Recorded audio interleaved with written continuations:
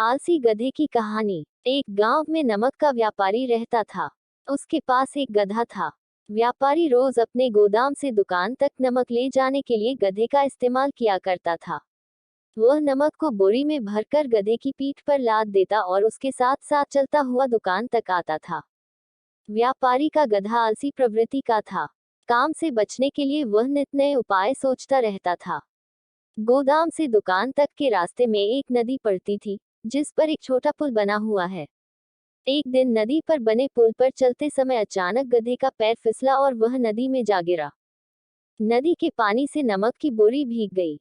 जब तक व्यापारी ने गधे को पानी से निकाला, तब तक बोरी में भरा बहुत सारा नमक घुल चुका था।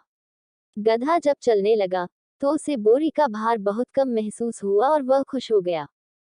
उसने सोचा कि अपने ऊपर लदा बोझ हल्का करने का ये बहुत बढ़िया तरीका है। अगले दिन वह जानबूझकर नदी में गिर पड़ा। नमक पानी में घुल जाने से बोरी का वजन फिर कम हो गया। उसके बाद से वह हर रोज ऐसा ही करने लगा।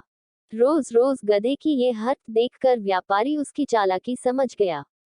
उसने गधे को सबक सिखाने का फैसला कर लिया और अगले दिन बोरी में नमक के स्थान पर रुई भरकर गधे की पीठ पर लाद दिया।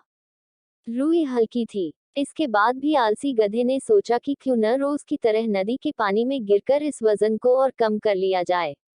इसलिए वह जानबूझकर नदी में गिर पड़ा। लेकिन इस बार बोरी में नमक नहीं बल्कि रुई थी। पानी में भीगकर रुई का वजन कई गुना बढ़ गया।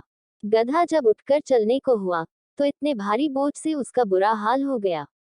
उस दिन के बाद से उसने कभी आलस न करने का निर्णय किया। सीख 1। आलस का फल कभी न कभी मिल ही जाता है। 2। एक ही उपाय हर बार कारगर सिद्ध नहीं। अगर यह कहानी आपको पसंद आई हो तो प्लीज मेरे चैनल को लाइक, सब्सक्राइब और शेयर करें।